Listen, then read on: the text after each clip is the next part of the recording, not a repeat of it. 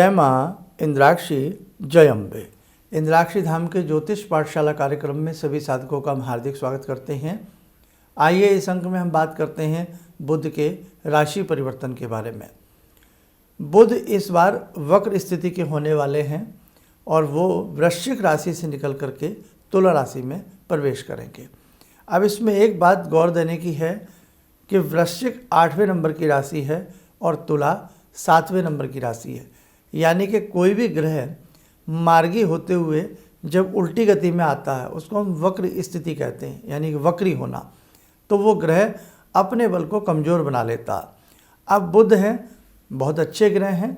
बुध से संबंधित नाना भांति से हम संसार में कार्य करते हैं।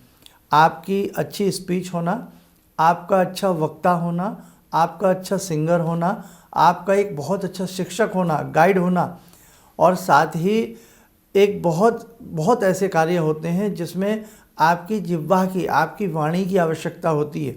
तो उन सब चीज़ों से संबंधित बुध होते हैं। साथ ही बच्चों की विद्या के लिए, आपकी मेमोरी के लिए, आपके गणित के सब्जेक्ट के लिए नाना भांति से बुध अपना विशेष रोल निभाते हैं।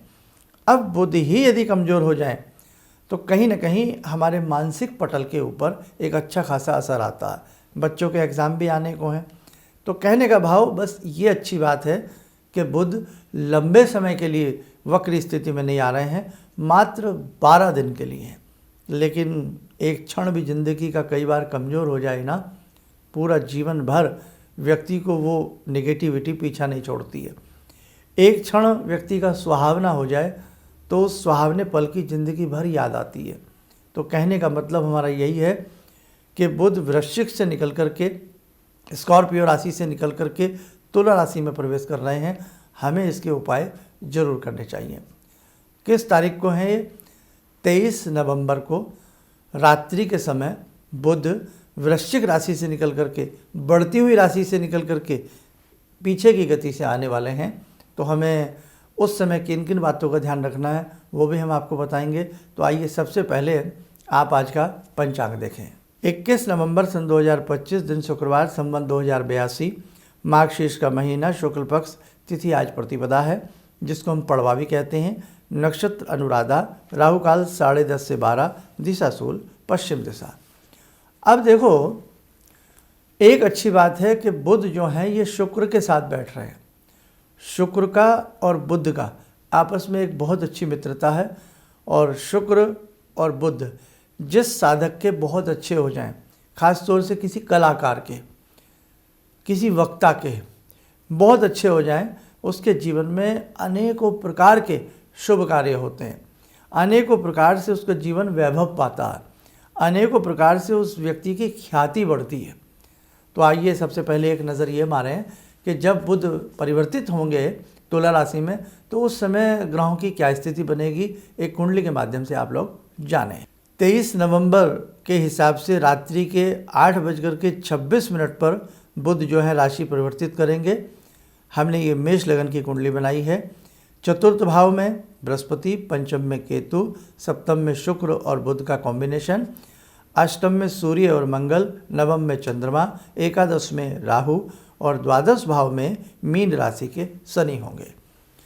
तो हालांकि ये कॉम्बिनेशन बहुत अच्छा है शुक्र का और बुध का, लेकिन फिर भी मैं आपको एक बात बताऊं कि शुक्र का बुध के साथ बैठना तो शुभ है, लेकिन बुध का वक्र स्थिति से होना, उल्टी स्थिति से होना, ये अच्छा नहीं है।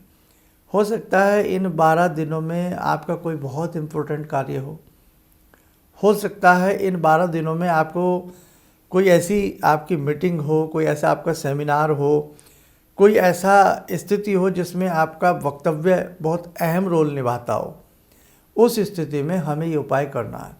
इन बिटवीन कोई आपका एग्ज़ाम हो, बच्चों के पेपर हों, या कहीं आपको किसी से मिलने जाना हो, आपका इम्प्रेशन ख़राब ना हो, तो इन सब चीज़ों को ध्यान में रखते हुए हमें क्या उपाय करना है, आप ध्यान से सुने।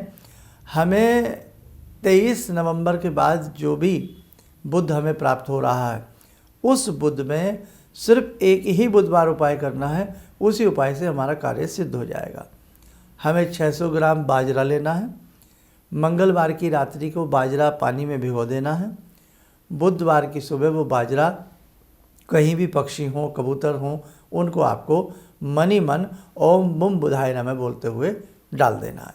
एक उपाय, बुध का रंग हरा होता है और उस दिन संभव हो आप कुछ न कुछ ग्रीन रंग का कपड़ा पहने, चाहे थोड़ा बहुत उसमें ग्रीन रंग हो लेकिन पहनने का प्रयास रखें। नहीं तो ग्रीन रंग का कोई भी रुमाल आप अपनी पॉकेट में रखें, अपने पर्स में रखें, ग्रीन रंग का, ये ध्यान रखें। एक तांबे का सिक्का, तांबे का सिक्का भी आप बुधवार के दिन अपने संग रखें। अब इसके अलावा एक उपाय और बनता है, ये सभी कर सकते हैं। आप बुधवार की प्रातःकाल गणेश चालीसा का पाठ जरूर करें। विघ्न विनाशक हैं भगवान श्री गणेश। भले ही बुध वक्र स्थिति के हों, उनका बल कमज़ोर हो, लेकिन जिसने गजानन को ध्या लिया, जिसने गणपति की साधना कर ली, निश्चित तौर से उसके विघ्न दूर होते हैं और उसके आने वाला जो समय है, आने वाला जो उसका आगामी रास्ता है, वो उसका सुंदर तरीके से मार्ग प्रशस्त होता है। तो आपको गणेश चालीसा का पाठ करना है। बुध का रंग हमने हरा बताया है। संभव हो तो भगवान श्री गजानन को, गणपति को 108 दुर्वा गणेश जी का एक एक नाम बोलते हुए या ओम गंग गणपतये नमः बोलते हुए आप लोग अर्पण करें। ये उपाय केवल एक ही आप बुधवार कर दीजिएगा, इससे आपको श्रेष्ठतम लाभ मिलेगा। ठीक है। इसके बाद देखो, बुध फिर पुनः मार्गी होंगे, फिर बुध पुनः वृश्चिक राशि में प्रवेश कर जाएंगे 12 दिन के बाद। उसके बाद फिर क्या उपाय आपको करना चाहिए वो हम आगामी अंक में आपको बताएंगे। ध्यान रखना, सूर्य राशि परिवर्तन करें, शुक्र राशि परिवर्तन करें, बुध राशि परिवर्तन करें। कोई भी ग्रह राशि परिवर्तन जब करता है तो हमें उसके उपाय जरूर करने चाहिए। चाहे आप एक उपाय करें, थोड़ा उपाय करें, लेकिन जिस समय कोई ग्रह परिवर्तित होता है, कोई भी ग्रह राशि बदलता है, तो उस वक्त किए गए उपाय बहुत ही ज़्यादा आपके लिए कामयाबी सिद्ध लाते हैं, आपको कामयाबी दिलाते हैं और उस ग्रह का जो बल है, उस ग्रह की जो कृपा है, वो निश्चित रूप से आपको प्राप्त होती है। तो ध्यान रखें, बदलता मौसम हो, ध्यान रखना पड़ता है। ऐसे ही जब बदलता ग्रह हो, उसका भी ध्यान रखना पड़ता है और उसके विशेष उपाय ज़रूर करने चाहिए। समय चला आज की ध्यान साधना का। जुड़ते हैं आज की ध्यान साधना में भगवान श्री राम से। ओम रामो राजमणि सदा विजयते, रामं रमे संभजे, रामेण विहता निशाचरचमू, रामाय तस्मै नमः। रामानास्ति परायणं परतरं, रामस्य दासोऽम्यहम्। रामे चित्तलया सदा भवतु मे, भो राम मामुद्धर। राम रामेति रामेति, रमे रामे मनोरमे, सहस्रनाम तत्तुल्यं, राम नाम वरानने। आदो राम तपोवनं दिगमनं, हत्वा मृगं काञ्चनं, वैदेहीहरणं जटायुमरणं, सुग्रीवसंभाषणं, बाले निग्रहणं समुद्रतरणं, लङ्कापुरे दाहनं, पश्चात् रावणकुम्भकर्णहननम्, एतद्धि रामायणम्,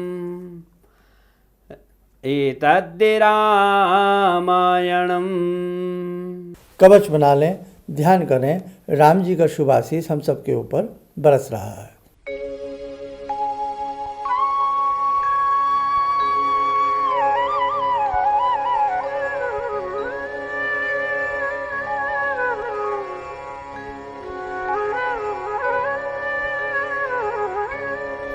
ओम बोलते हुए नेत्र खोलें, सामान्य हो जाए। तो हमने आपको जो बताया है, ये बुधवार के दिन ही आपको उपाय करना है।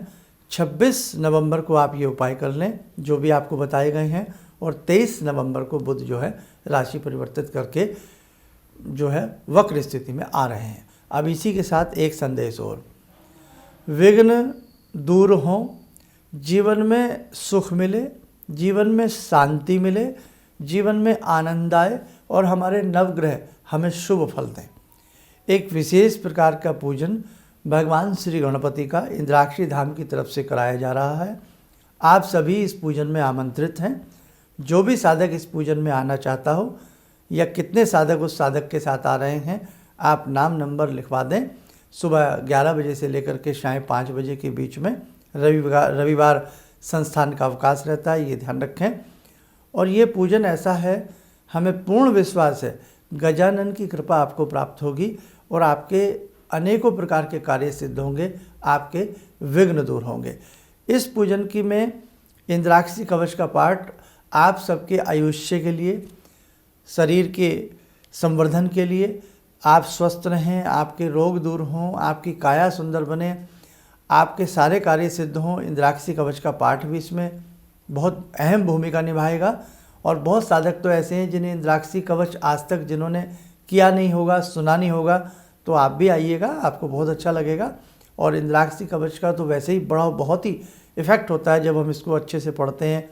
बॉडी के लिए, रोगों के लिए, संकटों के लिए इंद्राक्षी कवच अपने आप में अनुपम माना जाता है।